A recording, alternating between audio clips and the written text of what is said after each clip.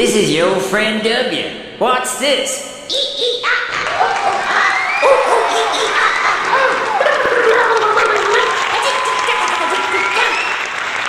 On April 25th, 2013, I would like to welcome the distinguished ex-presidents, President Obama, and all the other fat cats in the world to the opening of the George W. Bush Not Really Presidential Library.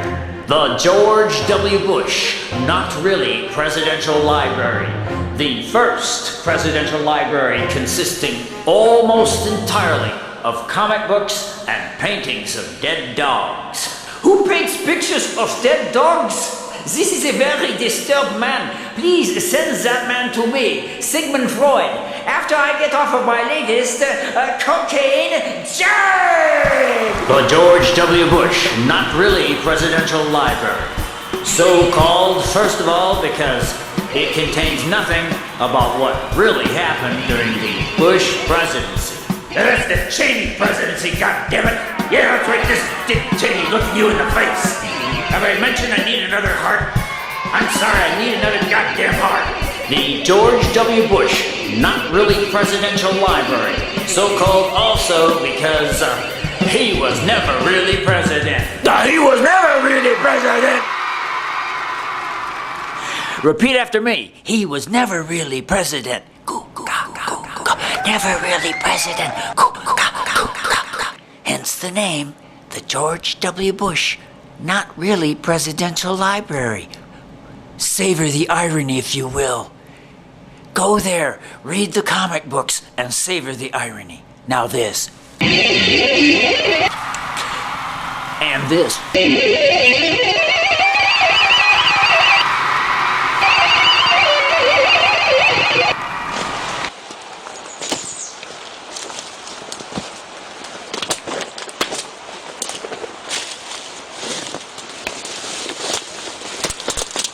Hello, and welcome to the George W. Bush Not Really Presidential Library.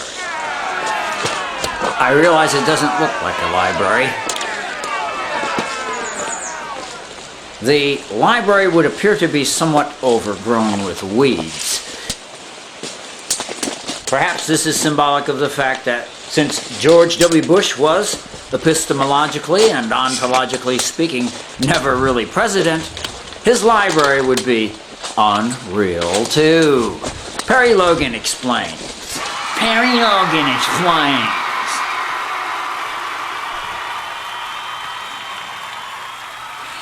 Okay, all right. Oh, this?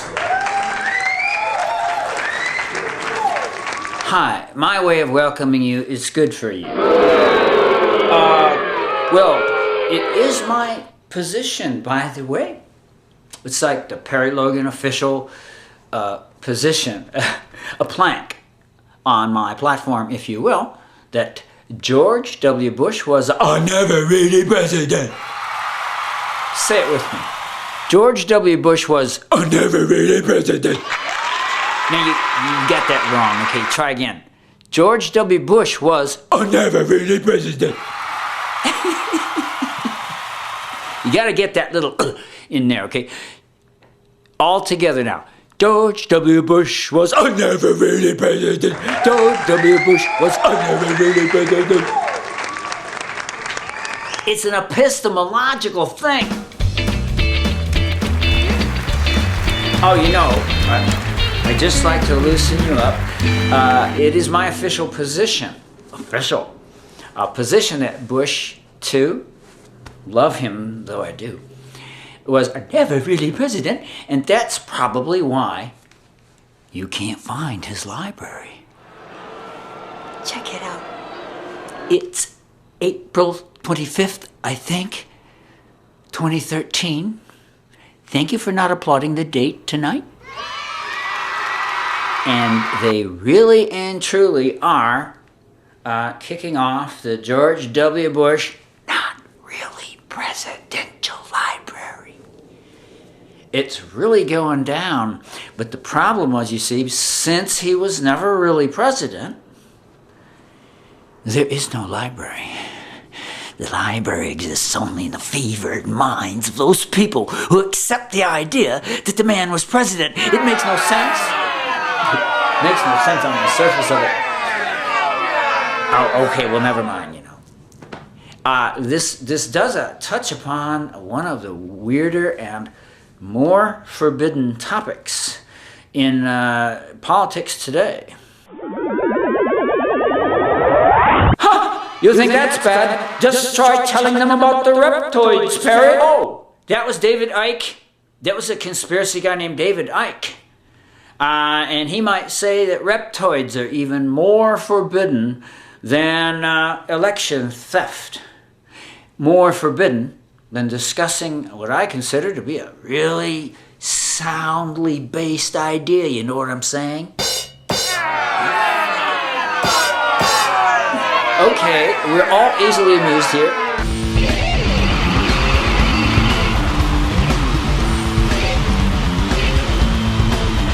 Soundly based, in reality, I know about it, I've heard about it. Hey, what's this reality I keep hearing about? You're looking for the library? You're looking for the George W. Bush not really presidential library? No, we can't find the library. It's like, well, I figured since the guy was never really president, his library could not possibly be real. It's just like an ontological and epistemological point. It's my damned audience. This is my goddamn audience! Some say they're imaginary, but if they were imaginary, I couldn't kill them, could I? Gotta go. Gotta kill my audience again. Sorry.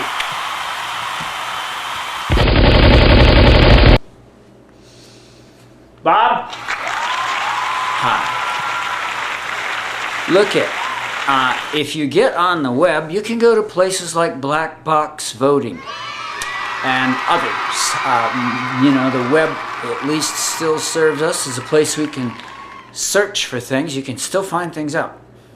And I would submit you can find out some solid information that what I would regard as an intuitive thing is that George W. Bush did not win the first time, much less the second time. The second time was the one, especially my favorite, is the second one with Kerry, where the polls all had Kerry winning. Remember that? Okay. There is, I think, well, fascinating stats on the web. So I do think there's some grounding in reality. Oh, but you wouldn't know it, would you? I do think the story is, you know, it's more forbidden than reptoids. More forbidden than reptoids, Patty? Now, David, you're David Icke, and you're pretty famous, and you're the one who talks about reptoids. Listen, in case you think I've flipped out, had an acid flashback or something. Hey, it happens to everyone. There's a real person named David Icke, and he talks about, he is a conspiracy theorist, I guess you'd call him, and really fascinating guy. He's pretty famous, and his theory, and not an acid flashback, or at least not just an acid flashback. David says that the world is ruled by creatures, I believe, called reptoids. Perhaps I'm getting it a little wrong, but by reptoids which are shape-shifting aliens from another dimension. Did he say shape-shifting aliens from another dimension?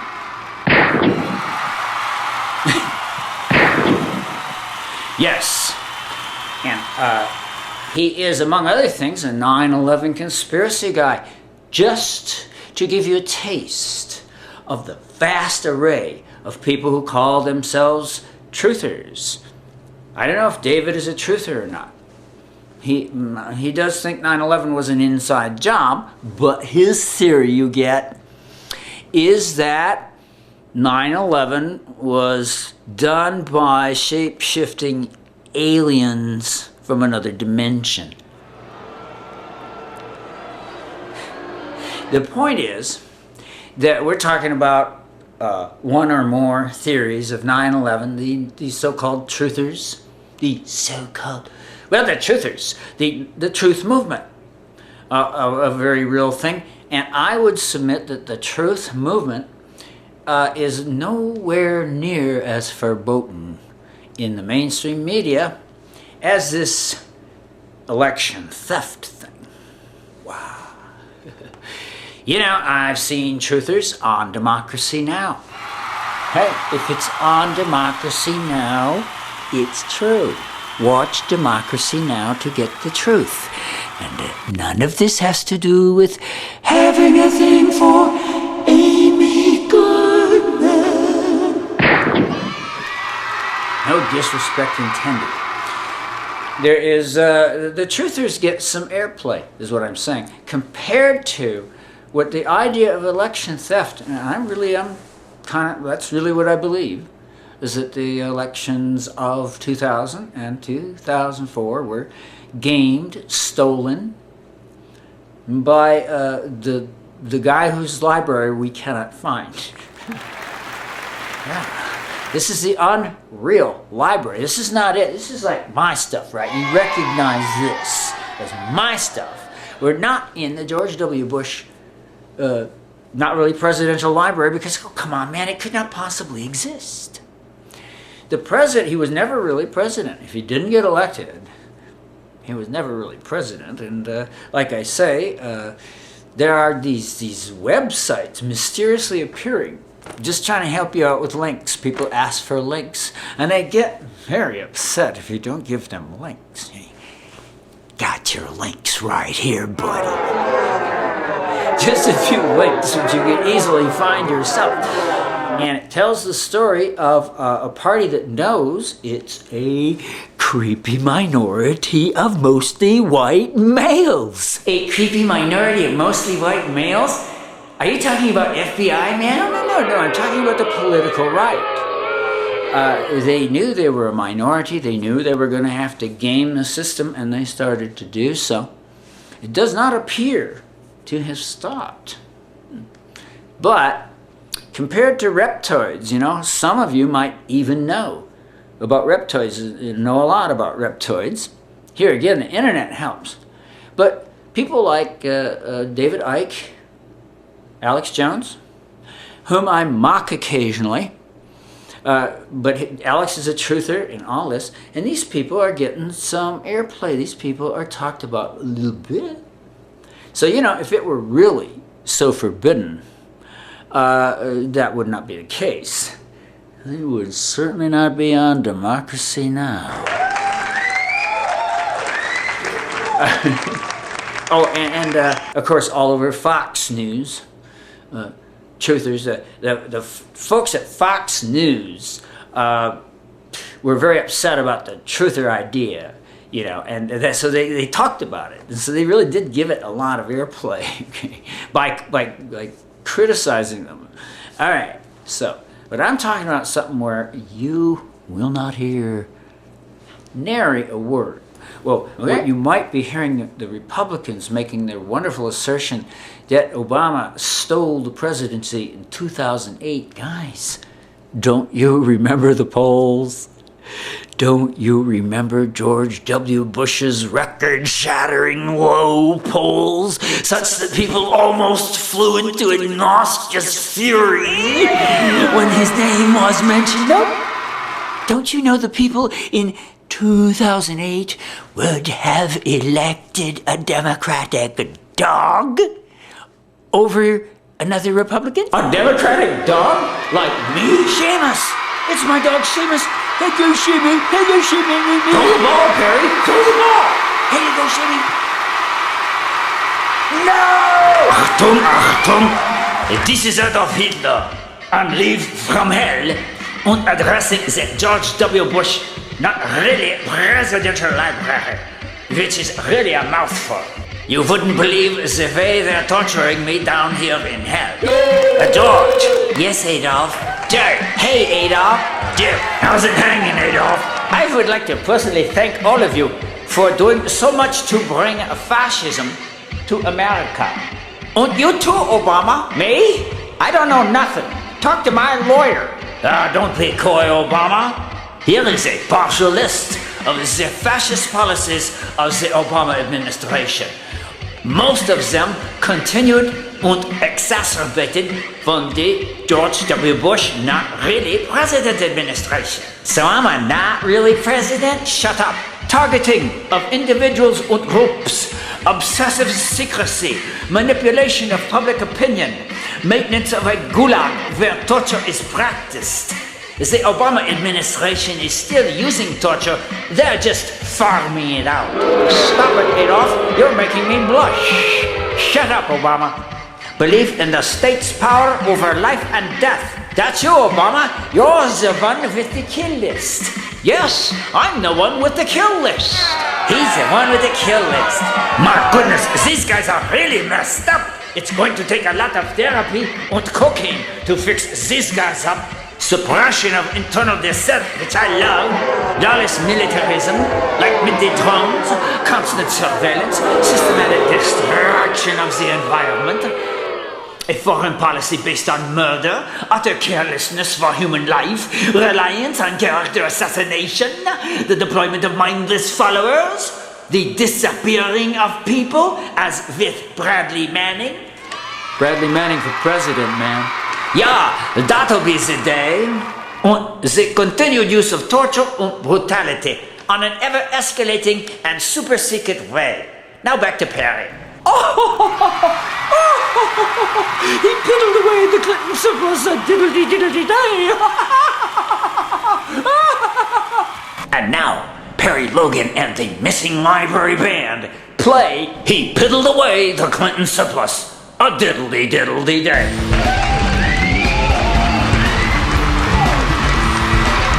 He fiddled away the curse of a diddly day. He fiddled away the curse of a diddly day.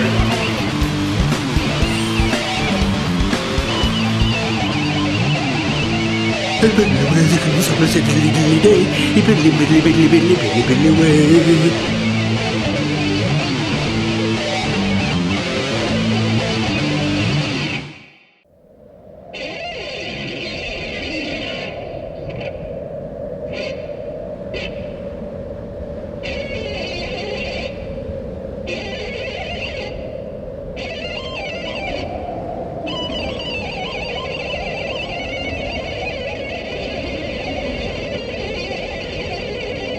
Hello, everybody.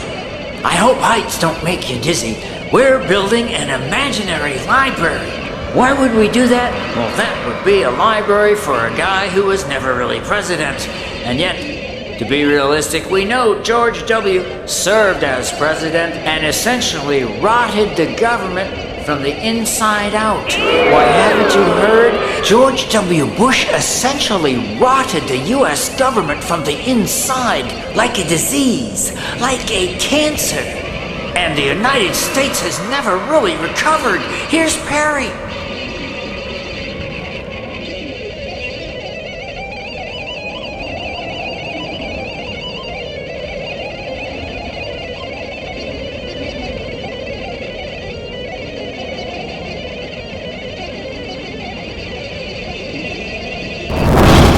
Here's what happened when Bush Cheney took over. They were so bad, okay? They were so bad, you know. Inasmuch as we count him as a president, he was the worst president ever. There are stats galore. Look at this. Wow, what's it? They threw up some stats on me. Bob, did I ask for these stats? What are these? Well, this is just like the bad news about George. I don't think this information is in his library. We've been looking for his library. He served as president, and in truth, there was somewhat of a deliberate effort to replace government people with Bush Cheney people. You know, kind of like pod people, or like really dumb aliens. And it was true, though. There was, first of all, they were so bad that lifelong government professionals started leaving the government. Not kidding, you know. That's not very funny, is it? This is what was going on. Of course, wouldn't be a headline story, but it is a story that I read, that the Bush-Cheney people were so bad. They were driving people out. Driving, the people who keep the government going. So now you see where this analogy of rotting the government from the inside out comes from. Because was it that they replaced these people with whiz-bangs? No, they replaced them with like Bush-Cheney cronies and people with their weird, like degrees from weird institutions, like this Bush-Cheney people replacing lifelong government professionals with, right-wing incompetence, right-wing loonies. Guys, there's a reason we have the word wingnut. A reason we have the word wingnut. Yahoo! Yahoo! Thank you, Mad Hatter. Okay, so they had 8 years to do this. Bush, Cheney, whom we love. Okay, to whom we mean no harm, unless you call prison. We wish them prison. But under their watch of profound and deep and very, very unhealthy change occurred in our government. To put it bluntly, the government was thoroughly corrupted. He can't say that, can he? Yeah, the government, when I was young, during my hot-blooded youth,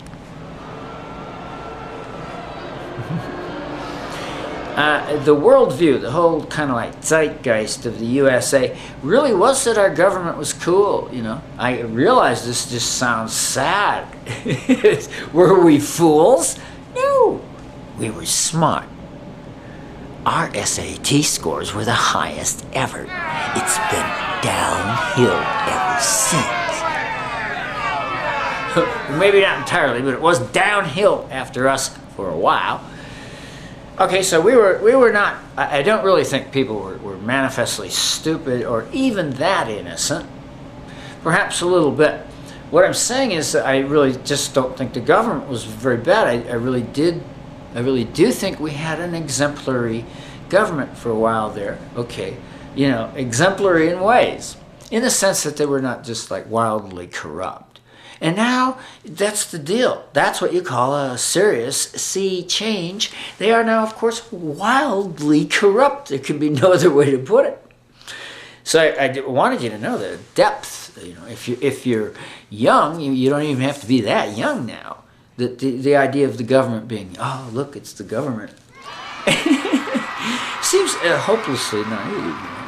If you want to see an image of that in the movies, watch The Grapes of Wrath, right? The movie, The Grapes of Wrath from the Steinbeck novel, and the government shows up and the guy's literally in white. No, I just don't think we can say the people of the era were stupid, nor the people of later on when I was growing up. But we thought the government was solid gold. I mean, it was like, that's what we thought. And I think there was at least, an element of truth. This is what I'm saying. So there was a rotting, and look who. Cheney, Bush, both with criminal records. They really both had criminal records when they got in. I really think they stole their way in. I'm not trying to incense anybody, okay? Nobody should hurt anybody, okay? Yeah, like a ship rotting from the inside. This is what happened under Bush. It really did start with Bush-Cheney.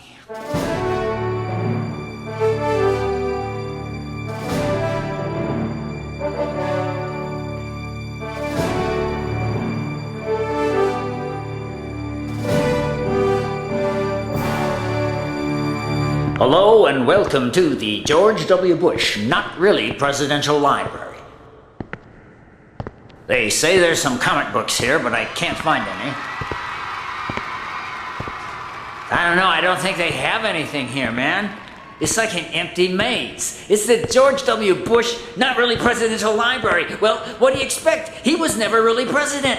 So the library perforce is unreal. So the library perforce is unreal.